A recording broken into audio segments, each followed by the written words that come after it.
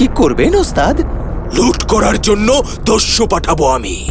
তবে যে সে দস্যু নয়, তাদের সচরাচর খালি চোখে দেখা যায় না। মানে? ওই যে ছবিতে যাদের দেখছিস, ওরাই যাবে। ওগুলো তো ছবির লোকগুলো আবার কি করে লুট করবে? হ্যাঁ, ঠিক সময় মতো ওরাই বেরোবে ছবি থেকে, নিজের কাজ করে আবার ছবির ভিতরে ঢুকে যাবে।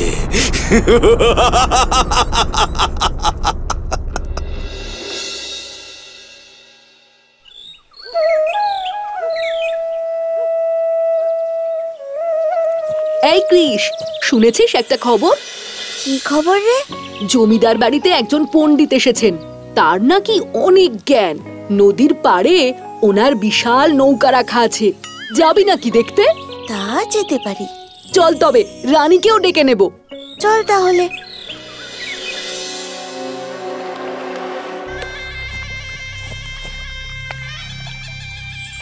ও মা, কত সুন্দর নৌকা গো!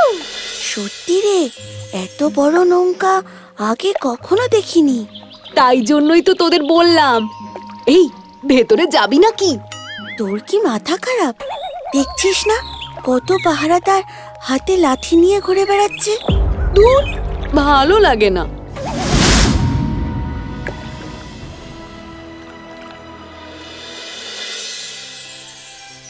পণ্ডিত মশাই, আপনার আসতে কোনো অসুবিধে হয়নি তো? না না, কোনো অসুবিধা হয়নি। আপনাদের এই গোবিন্দপুর গ্রাম বেশ সুন্দর। সবই ঈশ্বরের কৃপা। আপনি যদি অভয় দেন তাহলে একটা কথা বলবো। নির্ভয়ে বলুন। আপনার সংগ্রহে যে দুর্মূল্য পুঁথিগুলো আছে, যদি সেগুলো একবার দেখার সৌভাগ্য হতো তাহলে ধন্য হতাম। অবশ্যই, অনেক প্রাচীন পুঁথি এগুলো। কোনোটা পাল যুগের, কোনোটা সেন যুগের। অনেক অসাধ্য সাধন করার বিদ্যা আছে এই পুঁথিগুলোতে। আর আপনার রত্ন ভাণ্ডার, তাতেও তো শুনেছি অনেক দুষ্প্রাপ্য রত্ন রয়েছে। দুষ্প্রাপ্যই বটে। সব রত্নের যথাযথ প্রয়োগ ও ধারণে অনেক সমস্যার সমাধান হয় নিমেষে। এই রত্ন আমার বংশ পরম্পরায় পাওয়া। তাই তো আমি যখন ভ্রমণে বের হই, ভাণ্ডার নিজের সঙ্গেই রাখি। কোনো অসৎ লোকের হাতে পড়লে মানব সভ্যতার তো ক্ষতি হতে পারে।